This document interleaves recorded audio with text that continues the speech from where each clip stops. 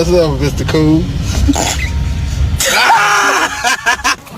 Ow! Scratch me!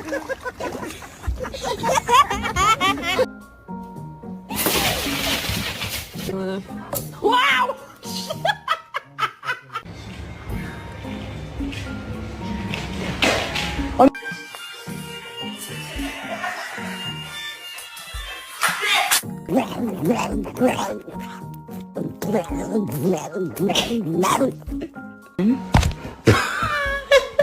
He said, "I'm coming."